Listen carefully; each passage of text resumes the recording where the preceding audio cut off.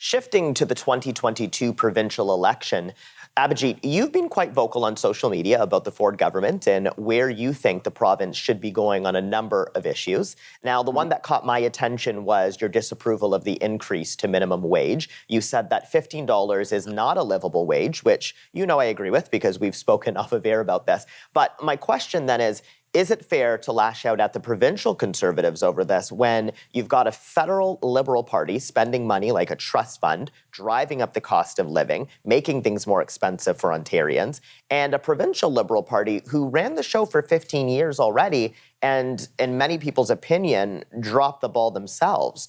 Can we point the finger at the Ford Conservatives without laying blame at all of the other parties too? Absolutely not. No, I completely agree in that sense that this is not just specifically this allegation is not specifically thrown at the feet of the Ford government. It is obviously something that's been happening for a long, long time, including, as you mentioned, the 15-year-old provincial Liberal government.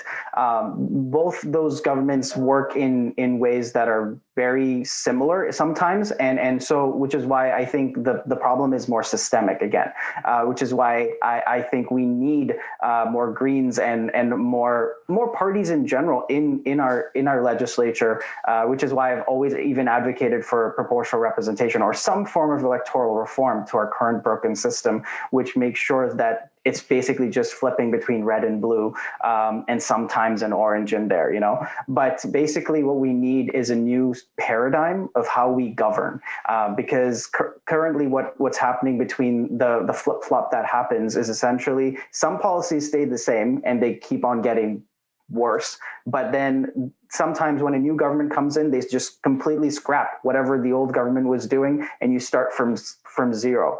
What happens when you have minority governments or more cooperation between parties is that those programs that have been existing and have been working for people stay put and ideology doesn't get in the way. So that's why I've been always advocating for a proportional representation. When it comes to a livable wage, yeah, we absolutely agree. To live in the GTA, you need somewhere around $22 to have a livable wage, and $15 just isn't going to cut it. But the cost of living going up, yeah, absolutely is tied to many of the external reasons that we know of. But at the same time, which is why we've also been advocating for something like a universal basic income, which would also help people achieve their full potential in Canadian economy. Right. And for the folks who might say a UBI, universal basic income, is not fiscally responsible and is just not possible without causing other issues in the economy, what would you say to them? I would say, look at the research, look at what the pilots have shown us.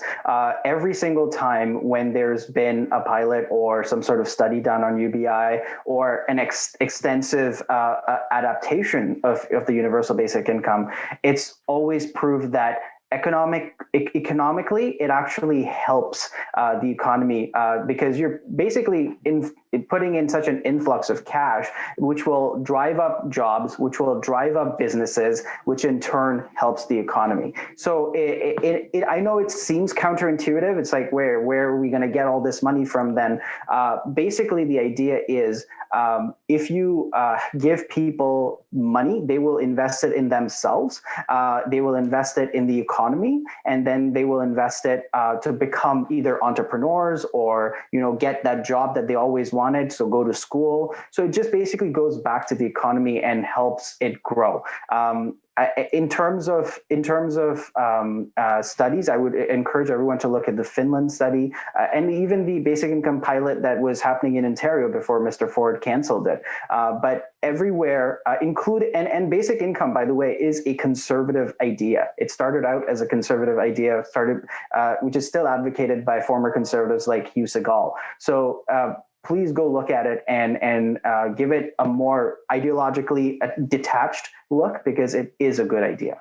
Right. And is this something that we can afford to do right now in the midst of a pandemic that has caused so much financial strife? We know that we're stretched very thin. We see the federal government is in a lot of debt as it stands.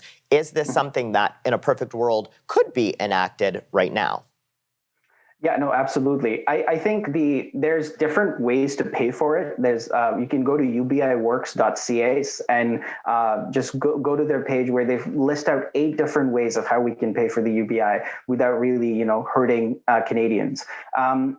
There's Fair. also in terms of fiscal responsibility, it is, I think, the most fiscal responsible thing to do.